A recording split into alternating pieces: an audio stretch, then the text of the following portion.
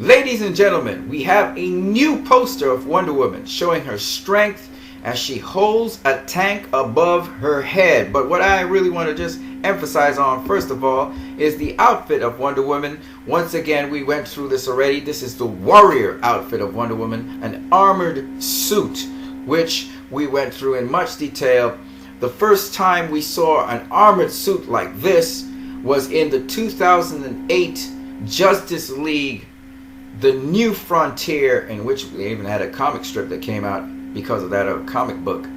And of course, this starred as Wonder Woman the voice of Lucy Lawless, who was also known and portrayed in a television series, Xena the Warrior Princess, who also wore a warrior outfit, a armored warrior outfit. So I thought it was very fitting that she would launch into the DC universe a warrior version of Wonder Woman.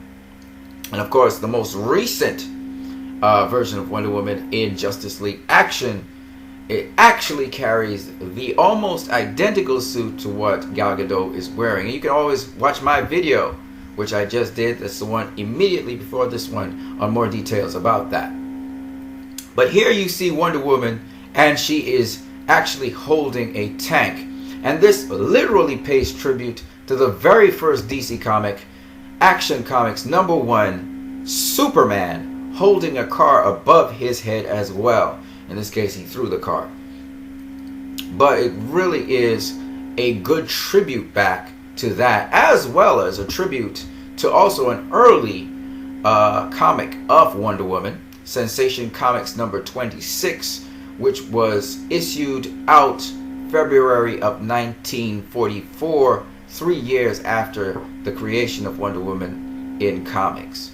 So there was two shout outs or tributes to these older comics in this poster, which has a lot of meaning to it now for you guys. Also, do understand and do pay attention to the fact that the earlier Wonder Woman sort of looks like this version of Wonder Woman. Okay? So I just thought that all of these things need to be bared in mind when we look at a tribute to Wonder Woman. Really awesome. However, there's something in this picture that I want to talk about. And obviously it is the spectacular tank that Wonder Woman is carrying above her head. Now we know that the earlier issues of Wonder Woman actually were in World War II, not World War I, but the setting for this particular movie is in World War I. So when I decided to go look up this tank, like I did the other tank before in a video way before this one, I started looking in World War I, obviously. So I started looking in World War I. I couldn't find any tank that looked like this tank. And by the way, what I did to be able to look at the tanks was I flipped the picture upside down and I could see the tank. So I can compare the tank to some of the tanks that I see in World War I. It took a lot of time to do that. I didn't really come up with any tank that actually matched it. So I was kind of scratching my head like, well, where do I find this thing? Is this thing offline maybe? And then I came upon this article here by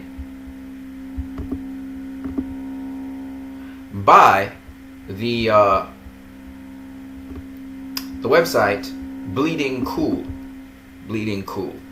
And Bleeding Cool had an article in it that was written by Rich Johnson, and it says Wonder Woman lifts a tank. Unfortunately, it's from the wrong war. And although that title is negative, it really is a guide, because I was going and looking at the wrong war. It wasn't World War I this tank actually came from. And the gist of this article, though it has a negative slant to it, and you can see the poster right there, is really this: that after looking at professionals and people who knew about the tank, it was come to be known that the tank was a T-28 Soviet tank that actually entered production in 1932. Now, to get a proper perspective of this, World War II began in 1939, it ended in 1943, and World War I began in 1914 and ended in 1918. So the period of time between 1918 and 1939 was a period between World War I and World War II. And according to the source of information we just saw from Bleeding Cool, they're saying that this tank was actually made and in production in 1932, and I verified this by looking at it in Wikipedia. The T2 tank began production late in 1932, but it actually had a prototype in 1931. It was a prototype completed. It was actually based off of a British tank, and that British tank's name was the Vickers A1E1 independent tank. So it was based off of that tank. So basically, the information there I wanted to verify.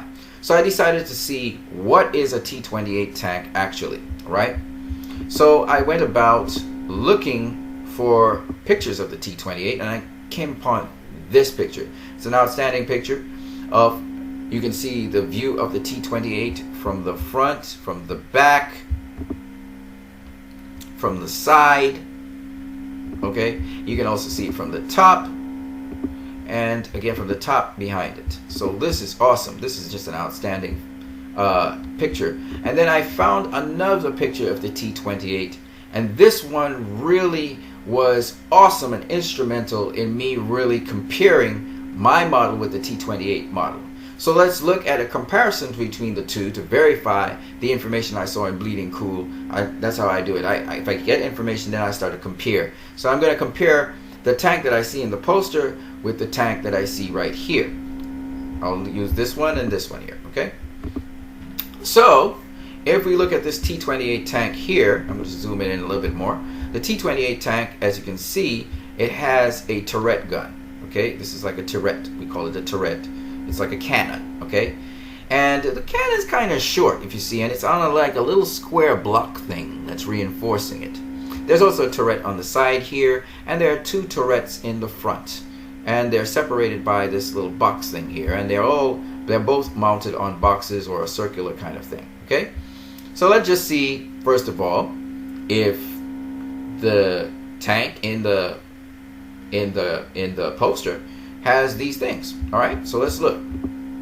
So when we look at the tank in the poster, it has a turret or cannon on a square block thing, like we were saying. We got the two turrets at the sides here, and they're also on these little bulky things here. And there's also like a square thing in the middle, right?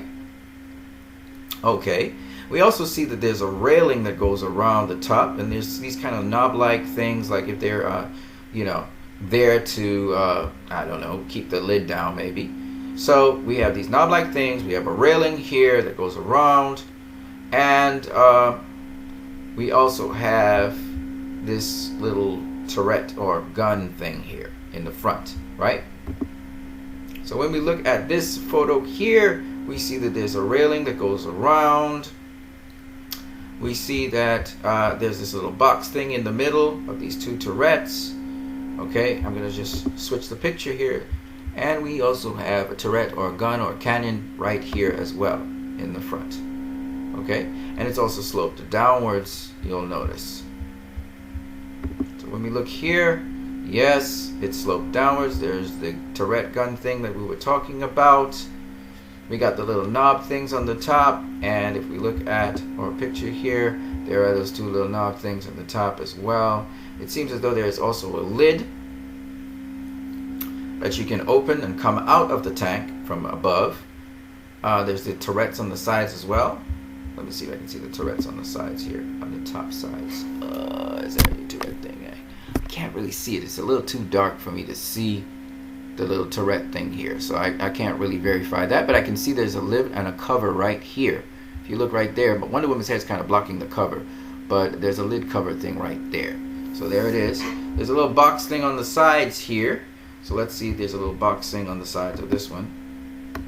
Oh wow, that was not cool. But anyway, there's a box thing on the side there, and also on this side, which is with the view which we're seeing, and there it is again. It's on both sides. Okay, cool.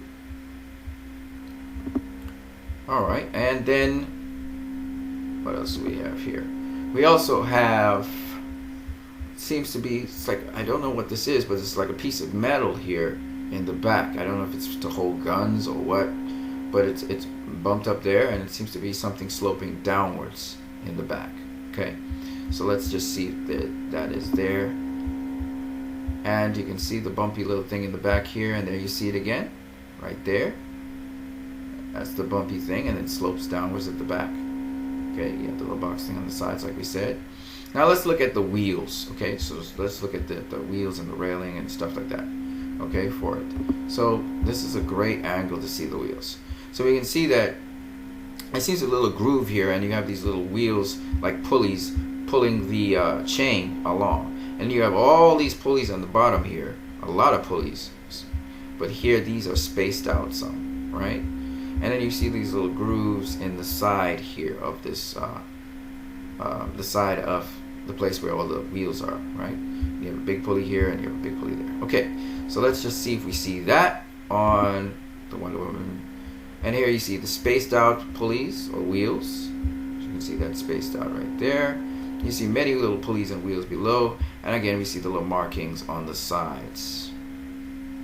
So far, everything seems to be similar or almost exactly identical so far between these two things. Do you see anything else maybe that you can look at to compare? But from the likes of it, I think we found our tank. So this tank is actually a T-28 tank. That's what it is. It actually was used in World War II, but it actually was produced between World War I and World War II. Okay? So, now that we've got that information in hand, we verified that it is a T-28 tank. Now the mystery is taken out. So Wonder Woman is holding a Soviet T-28 tank. Now, here's the interesting fact that you'll need to know. Soviet Russian actually wasn't making a lot of tanks. They had one or two armored cars. They didn't really, in World War I, they didn't really have much tanks. So if this is indeed a Soviet tank, and the Soviets were supposed to be allies of America both in World War I and World War II, you have to ask yourself, what is Wonder Woman doing holding that tank upside down? Is she going to throw it? Is she catching it? That's the question. And of course it breeds a lot of other questions, like maybe someone made a mistake and put this tank in there, forgetting that Wonder Woman is not going to be in the period piece of World War II but World War I. Maybe that's the case. Who knows?